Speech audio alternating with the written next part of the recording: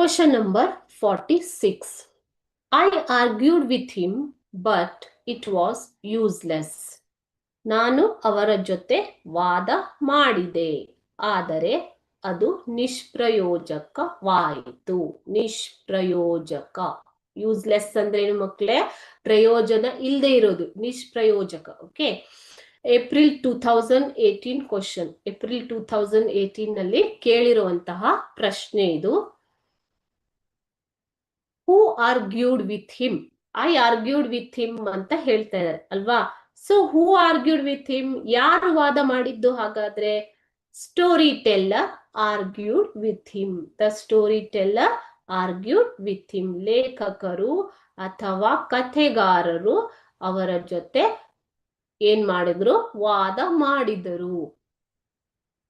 Who does him refer to? ಇಲ್ಲಿ I argued with him ಅಂತ ಇದೆ. ಸೊ ಹಿಮ್ ಅಂದ್ರೆ ಯಾರು?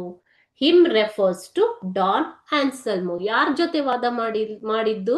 ಡಾನ್ ಆನ್ಸೆಲ್ಮೋ ಅವರ ಜೊತೆ ವಾದ ಮಾಡಿದ್ದು. ಹಾಗಾಗಿ ಹಿಮ್ ಅಂತಂದ್ರೆ ಯಾರು ಇಲ್ಲಿ ಮಕ್ಕಳೇ? ಹಿಮ್ ಅಂತಂದ್ರೆ Don Anselmo. What was the outcome? ಹಾಗಾದ್ರೆ ಅದರ ಫಲಿತಾಂಶ. ಔಟ್ಕಮ್ ಅಂದ್ರೆ ರಿಸಲ್ಟ್, ಫಲಿತಾಂಶ ಏನು? ಹಾಗಾದ್ರೆ ಇಷ್ಟು ಆರ್ಗ್ಯೂ ಮಾಡಿದೆ, ನಾನು ಆತನ ಜೊತೆ ಆರ್ಗ್ಯೂ ಮಾಡಿದ್ದೇನೆ ಅಂತ ಹೇಳಿದ್ರು ಅಲ್ವಾ? ಸೊ ಹಾಗಾದ್ರೆ ಆ ವಾದದ ಉತ್ತರ ಏನು? ಫಲಿತಾಂಶ ಏನು ಬಂತು?